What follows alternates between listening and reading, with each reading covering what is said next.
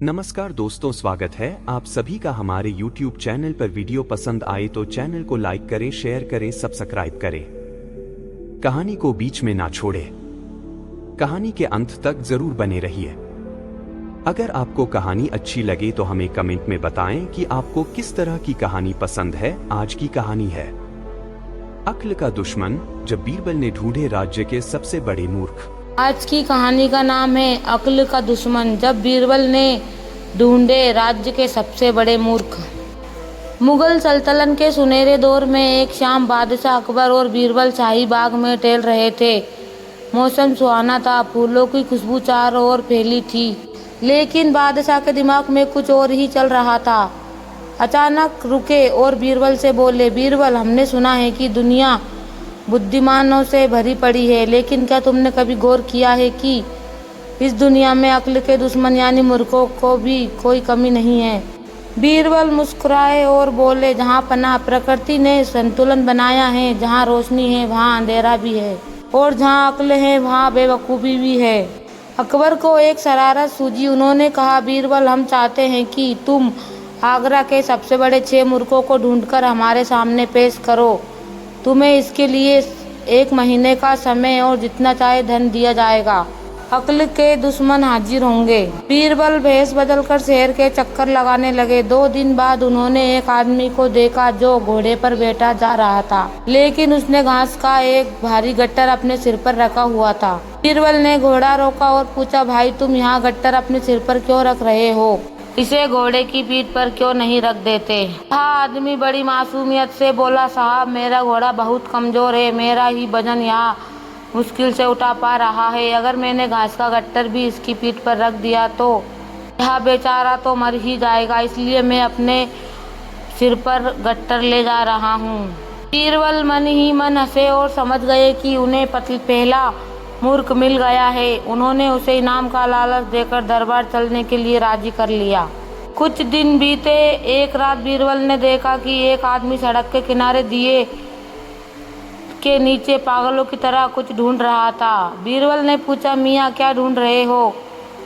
आदमी बोला, जनाब, मेरी सोने की अंगूठी खो गई है। बीरबल ने उसकी मदद की और पर काफी देर तक अंगूठी नहीं मिली। बीरबल ने पूछा, ठीक से याद करो, अंगूठी कहाँ गिरी थी? आदमी ने दूर अंधेरे मैदान की ओर इशारा करते हुए कहा, वहाँ उस झाड़ी के पास। बीरबल चौंके, तो फिर यहाँ खंबे के नीचे क्यों ढूंढ रहे हो? आदमी चिढ़कर बोला, अजीब साहब है, आप भी अक्ल के दुश्मन लगते हैं। वहाँ अंधेरा है, क्या अंधेरे में कुछ दिखता है? यहाँ उजाला है, इसलिए यहाँ ढूंढ रहा हूँ। बीरबल ने माथा पीट लिया, उन्हें दूसरा मूर्ख मिल गया था। बीरबल अपनी खोज जारी रखते हुए एक गांव पहुंचे। वहां उन्होंने एक अजीब नज़ारा देखा। एक आदमी अपनी छत पर खड़ा था और नीचे अपनी भैंस को रस्सी से ऊपर खींचने की कोशिश कर रहा था। बीरबल ने चिल्लाकर पूछा, अरे भाई, यहाँ क्या अनर्थ कर रहे हो? भैंस को छत पर क्यों चढ़ा रहे हो? वह आदमी हाँफते हुए बोला, जनाब, मेरी छत पर ताज़ी घास उगाई है, मैं घास काटकर नीचे नहीं लाना चाहता। मैंने सोचा कि भैंस को छत पर ही चढ़ा ले जाता हूँ ताकि वह आराम से ताज़ी घास खा सके।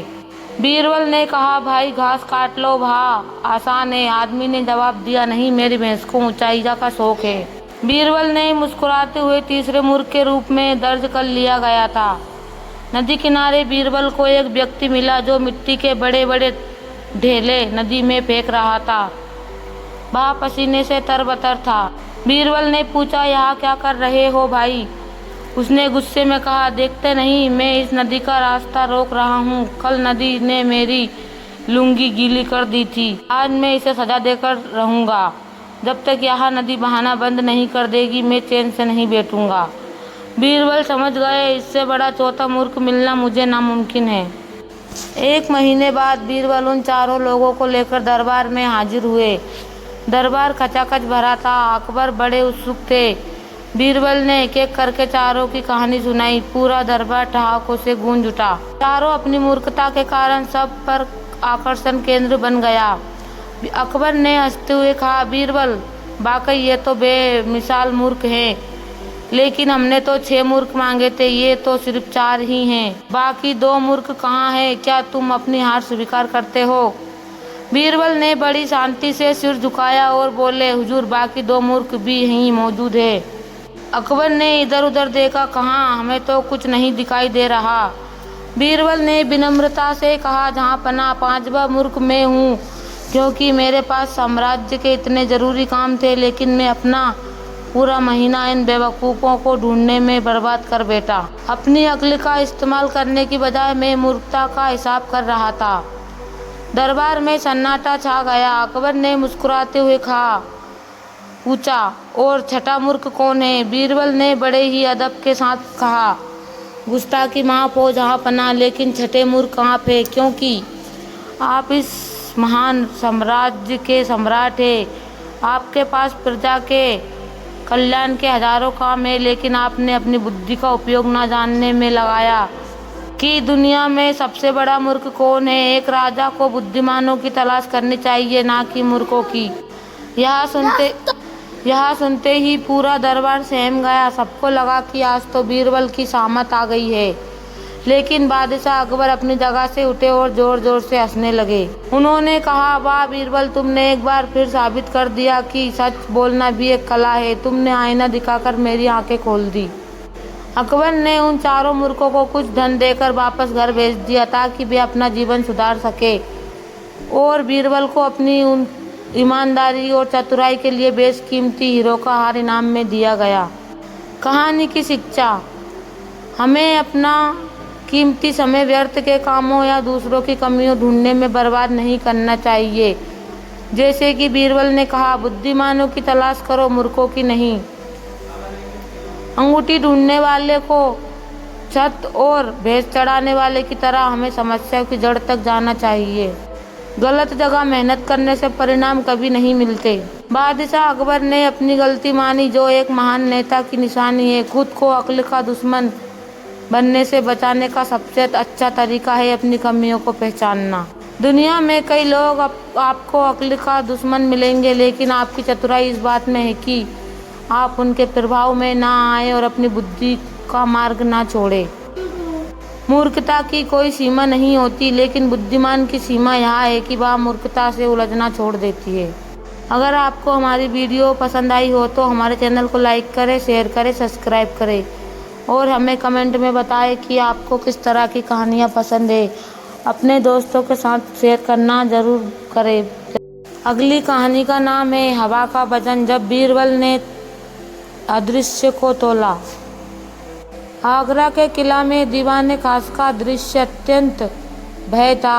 ठंडी हवा के झरोके से होकर दरबार में आ रहे थे। सम्राट अकबर अपने सिंहासन पर विराजमान थे और उनके प्रिय सलाहकार बीरबल उनके ही करीब बैठे थे। अचानक अकबर के मन में एक अजीब सा विचार आया। उन्होंने अपना हाथ हवा में लहराया और महसूस किया कि हवा तो है, पर वह दिखाई नहीं देती। अकबर ने अचानक बीरबल की ओर मुड़कर पूछा, बीरबल, हमने सुना है कि हर कीमत की चीज़ को तोला जा सकता है। हाथी, घोड़े, सोना, यहाँ तक कि अनाज के दानों का भी वजन हमें पता है। लेकिन क्या तुम हमें बता सकते हो कि इस वक्त हमारे दरबार में भरी इस हवा का कुल वजन कितना है? पूरे दरबार में सन्नाटा छा गया। दरबारी एक दूसरे को ऐसे देखने लगे जैसे अकबर ने चांद तारे तोड़कर लाने को कह दिया हो। मुल्ला दो प्याजा ने धीरे से चुटकी ली। हुजूर, हवा तो बेजान और वजनहीन होती है। इसका वजन पूछना तो वैसा ही है जैसे कि किसी ने उसकी परछाई का वजन पूछा हो। अकबर ने मुल्ला की बात अनसुनी कर दी और बीरबल की ओर देखा। क्या हुआ बीरबल, क्या यह तुम्हारे लिए असंभव है? बीरबल ने अपनी चिर परिचित मुस्कान बखेरी और कहा, जहाँ पना असंभव तो कुछ भी नहीं है, लेकिन हवा का वजन तोलने के लिए मुझे साधारण तराजू नहीं बल्कि कुछ विशेष औजार और 3 दिन का समय चाहिए।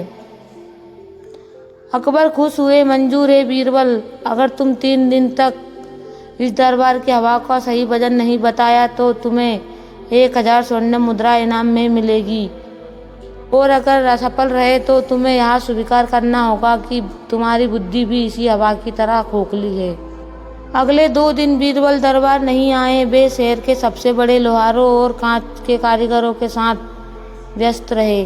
उन्होंने 2 बड़े कांच के बर्तन मंगवाए जो बिल्कुल एक जैसे थे।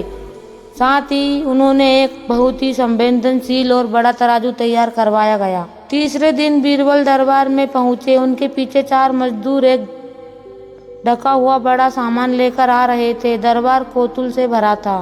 अकबर ने पूछा, बीरबल क्या तुम वजन करने के लिए तैयार हो?